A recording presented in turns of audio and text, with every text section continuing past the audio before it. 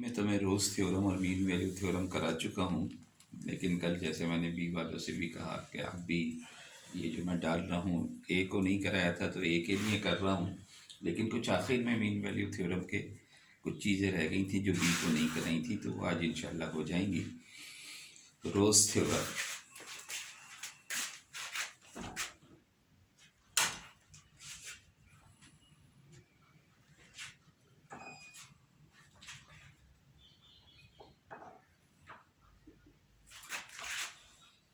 if fx is continuous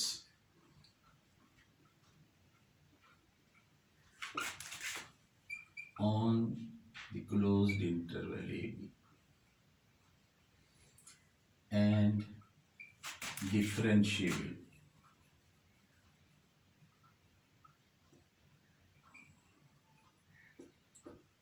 on the open interval AB, as well as f of A is equal to f of B। तो ये तीन condition हैं, कोई भी function ये तीनों कंडीशन सेटिस्फाई करे, कंटिन्यूअस हो, डिफरेंशिएबल हो और f ऑफ ए और f ऑफ बी इक्वल हो, तो क्या होता है फिर, ये है result. Then there exist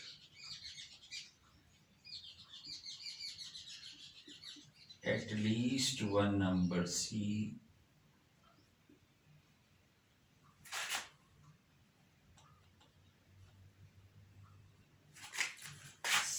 belongs to AB such that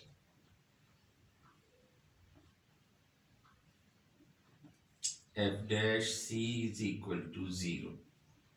ये है असल रिजल्ट इसका कि अगर कोई भी फंक्शन कंटिन्यूअस हो, डिफरेंशिएबल हो ए बी पर और एफ ए और एफ बी बराबर हो, यानी कि ए पर और बी पर हाइट उसकी सेम हो फंक्शन की, then there exist at least one number, कम से कम एक नंबर सी ऐसा ज़रूर होगा इस इंटरवल में कि जहाँ पर फंक्शन का डेरिवेटिव ज़ीरो हो जाए। तो ये लास्ट क्लास में हमने किया मैक्सिमम मिनिमम वाला केस भी। तो अब इसका यहाँ पर दो केसेस बनते हैं इसके, कि हो सकता है case one proof, case one if fx is constant, यानी अगर आप इसका ग्राफ बनाएं तो ये है एफ ए, यहाँ पर ए है, x is equal to A, x is equal to B, ये हाइट दोनों की सेम इन पॉइंट पर। तो अगर कांस्टेंट फंक्शन है तो जाहिर है straight line passing through these two point, so this is the graph of constant function. तो जाहिर है अगर फंक्शन कांस्टेंट हो तो ये तो आपको मालूम ही है, ये कांस्टेंट का डेरिवेटिव ज़ीरो होता है, तो हर पॉइंट पर इसका डेरिवेटिव ज़ीरो है, तो इट इज़ ऑब्वियस। तो यहाँ तो कोई ख़ास बात नहीं है प्रूफ करने की, कि it is obvious that if a function is constant then its derivative is zero at every point of the interval। तो इसमें तो सिर्फ यही लिख दें आप, it is obvious that the derivative of the function is zero at every point of the interval।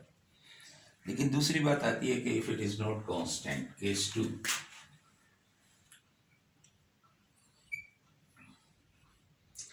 if fx is not constant,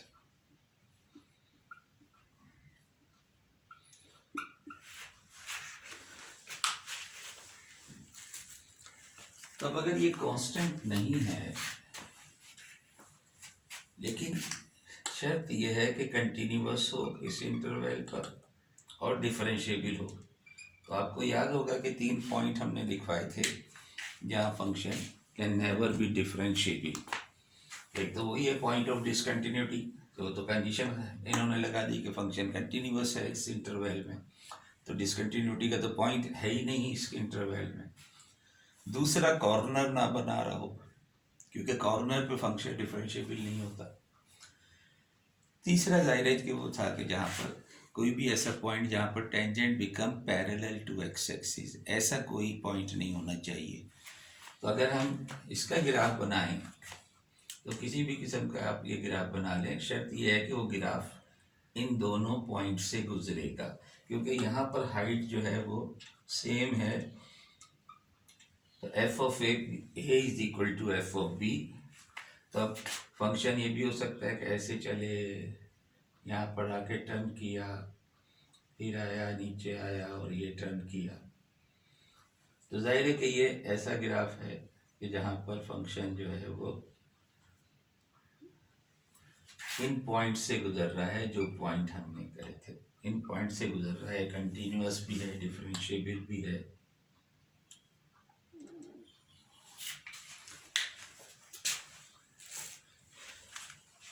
तो आप देखें कि इस तरह का भी ग्राफ हो सकता है कि सिर्फ एक ही यहाँ से गुजरता हुआ ऊपर गया और फिर वापस ऐसे आ गया। ये भी हो सकता है कि इसकी के दरमियान में कई मर्तबा टर्न कर ले, ये भी हो सकता है। तो आप देखें हर सूरत में जितने भी ग्राफ बनाए हैं, यहाँ पर तो 3 ऐसे पॉइंट हैं ए और बी के दरमियान में जहाँ पर tangent become parallel to X axis. लेकिन ये ब्लैक वाले का आप देखें तो कम से कम एक पॉइंट तो है जहाँ पर आप टेंजेंट ड्रॉ करें तो become parallel to X axis.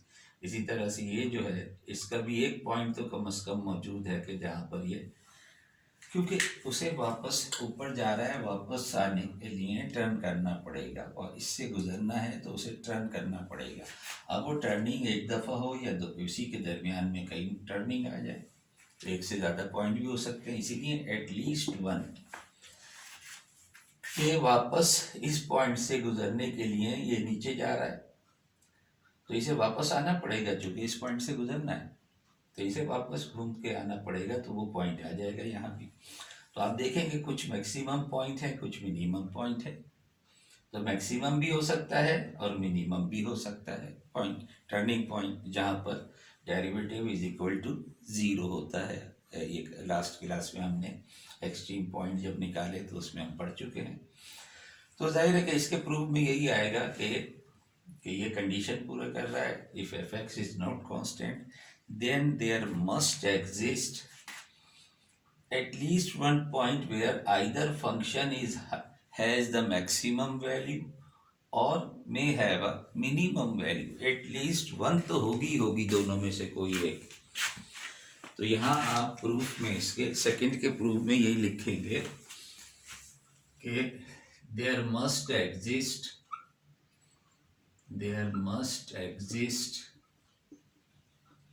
either there must exist a point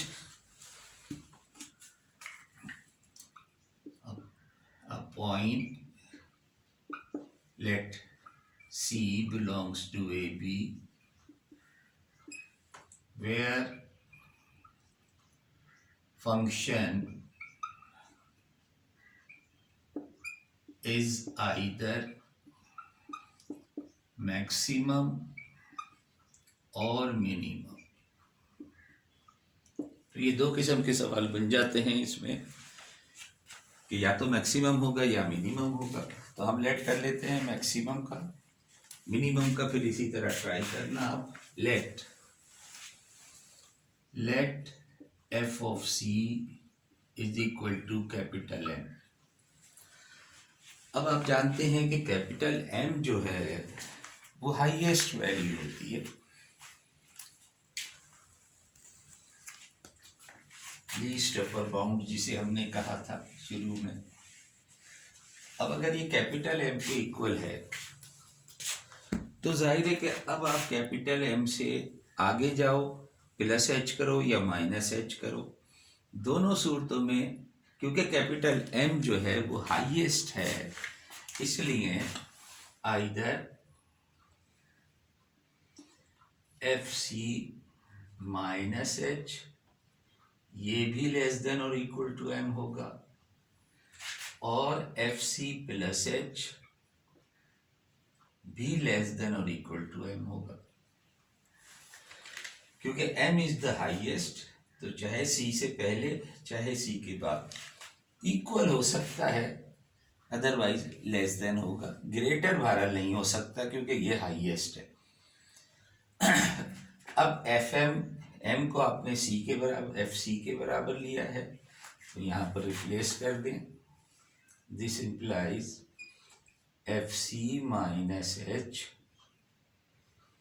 is less than or equal to FC, and this implies FC minus H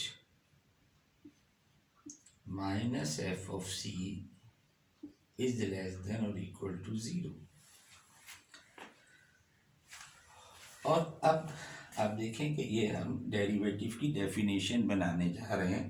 तो चूंकि माइनस एच है, अगर आप दोनों तरफ माइनस एच से डिवाइड करोगे तो आपको पता है कि इनइक्वलिटी में अगर आप माइनस किसी नेगेटिव नंबर से मल्टीप्लाई करो या डिवाइड करो तो ये साइन जो है ये चेंज हो जाता है, तो ये पोजीशन आ जाएगी। जाहिर है अगर इधर भी minus H division divided by minus H करोगे तो 0 अपॉन माइनस एच तो 0 ही रहेगा। अब अगर आप इसकी लिमिट ले लें,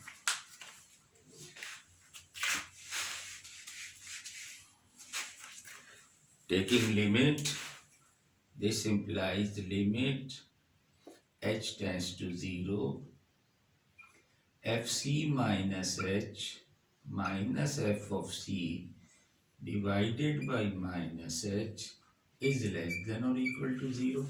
अब चूंकि greater than or equal to 0, अब जाहिर है यहाँ पर तो है ही 0, तो लिमिट लगाओ ना लगाओ 0 ही रहेगा, तो इस तरफ लिमिट लगाने की जरूरत नहीं है। लेकिन this become the definition of the derivative, this is the definition of f dash C.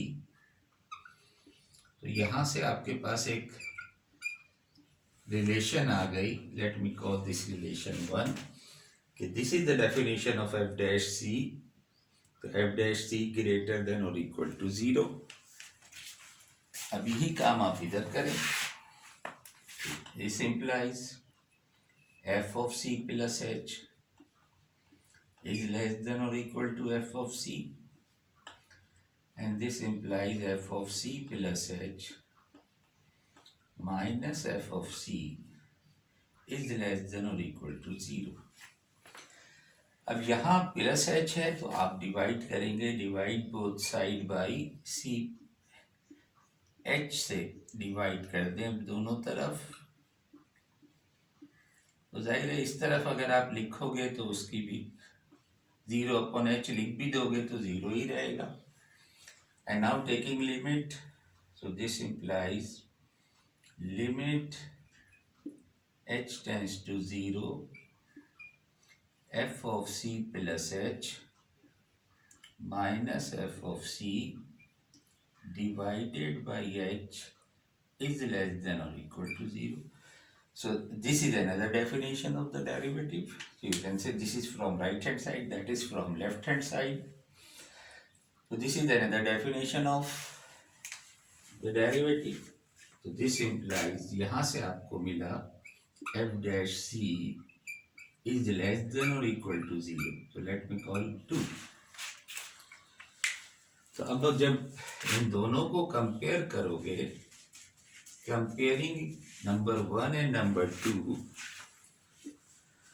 Comparing number और 1 एंड नंबर 2, तो हमारे पास ये आ जाएगा therefore F dash C is equal to 0, which we have to prove. तो ये एक side से हो गया when you consider F of C is equal to M. जब हमने एफ ऑफ सी को एम लिया था तो हमारे पास ये प्रूव हो गया। इसी तरह से आप, ये होमवर्क है आपका, इधर पे इसे ट्राई करें कि when you take F of C is equal to small M the greatest lower bound, तो उसको फिर आप प्रूफ करें, कोशिश करें उसे प्रूफ करने की। इसके बाद एक थ्योरम और है और वो है mean value theorem.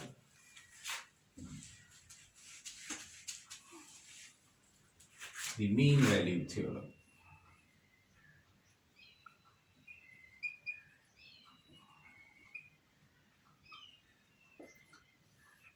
Mean value theorem के स्टेटमेंट में ये दोनों चीजें तो अपनी जगह है, ये नहीं है। ये जो पहली लाइन है वो तो रोज थ्योरम की और इसकी सेम है, तो ये लिख लो।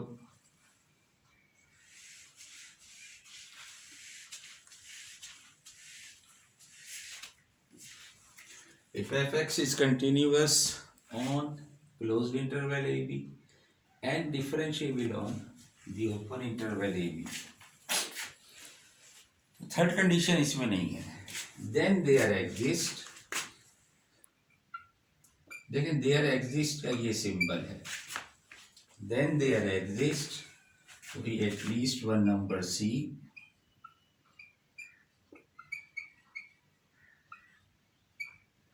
belongs to AB such that f dash c is equal to f of b minus f of a divided by b minus a। अब इसकी मुख्तलिफ फॉर्म्स भी हो सकती हैं। इसी को अगर b माइनस ए को जब मल्टीप्लाई कर दो, we can also write this as f b is equal to f a plus b minus a f dash c. इसको इस फॉर्म में भी लिख सकते हैं। तो ये दोनों फॉर्म हो सकती हैं, दायरे इसी से ये आई है। तो मीन वैल्यू थ्योरम की स्टेटमेंट ये है। अब इसमें कंडीशन ये है कि उसमें तीसरी कंडीशन रोल्स थ्योरम की यहाँ मौजूद नहीं है। अगर रोल्स थ्योरम में क्या था, F of A is equal to F of B, जाहिर अगर एफ ऑफ ए और एफ ऑफ बी बराबर हो तो ये पूरा जीरो हो जाएगा, क्योंकि F B minus F A zero हो जाएगा, तो ये पूरा जीरो हो जाएगा, रोल्स थ्योरम आ जाएगी वो।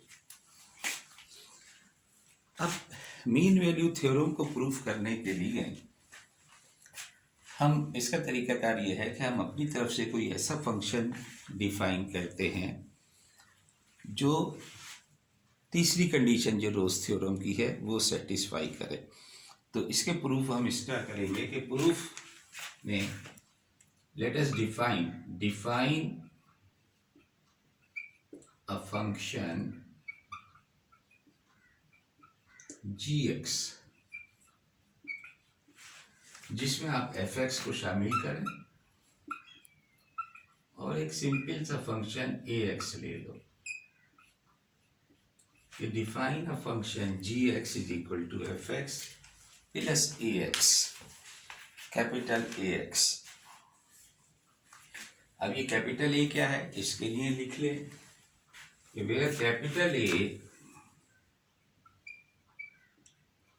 where capital A is an arbitrary constant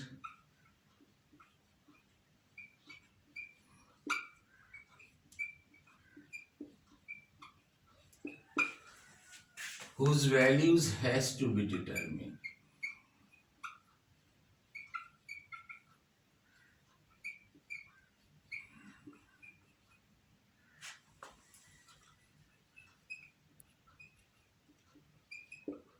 such that, ये such that का सिंबल है, whose value is to be determined such that g of a और g of b इक्वल हो जाए।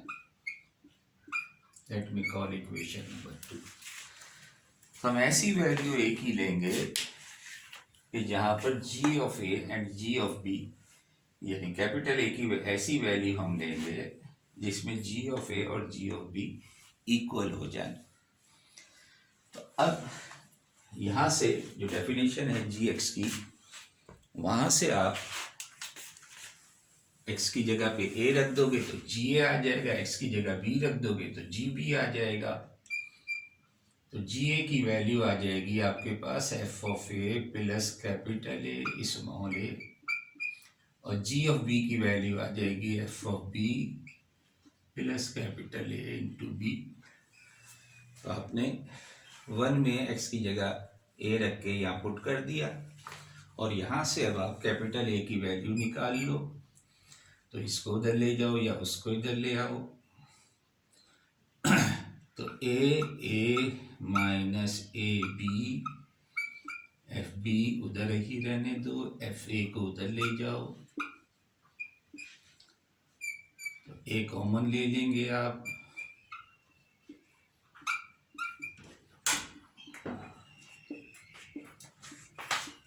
देखेंगे कैपिटल ए की वैल्यू आपके पास आ जाएगी F of B minus F of A divided by A minus B. Let me call 3। तो ए की वैल्यू आपके पास हासिल हो गई।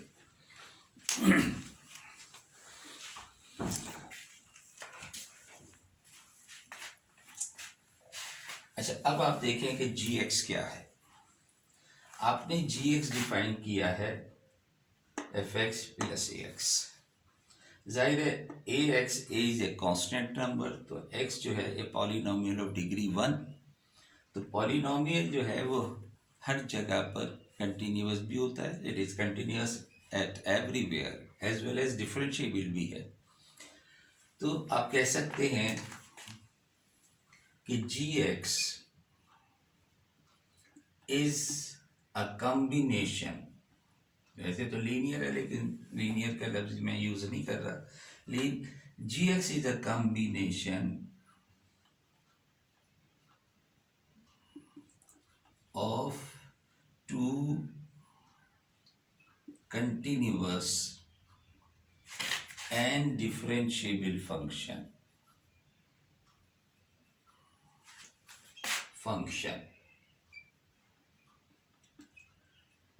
Hence, number 1, gx is continuous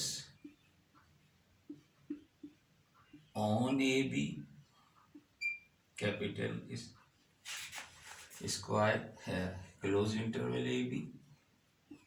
Gx is differentiable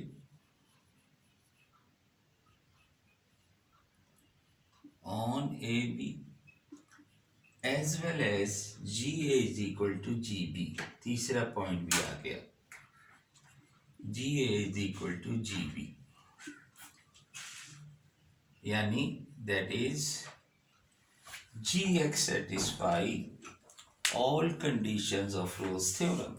तो इसके आगे लिख लें कि that is Gx satisfy all conditions of Rolle's theorem. Hence according to Rolle's theorem क्या थी कि अगर कोई भी फंक्शन ये तीनों कंडीशन सेटिस्फाई करता हो, then there exists, so as Gx satisfy all condition of Rolle's theorem, then there exists a number C belongs to AB such that G dash C is equal to 0. ये है Rolle's theorem. तो अब यहां से Gx की definition आपके पास मौजूद है, जो मैथमेटिकली Gx का डिफरेंशिएट कर दें। Differentiating equation 1 with respect to x, आपके पास आ जाएगा G dash x is equal to f dash x plus a। ये डिफरेंशिएट इक्वेशन नंबर 1।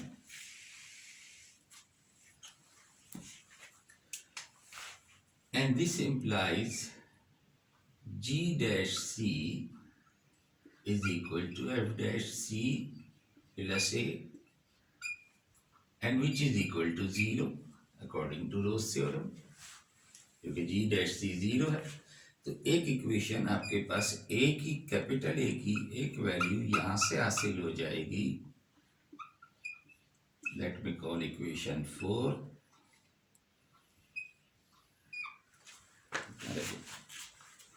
कितना है? 7 मिनट है। 7 मिनट। हाँ तो ठीक है, हो जाएगा।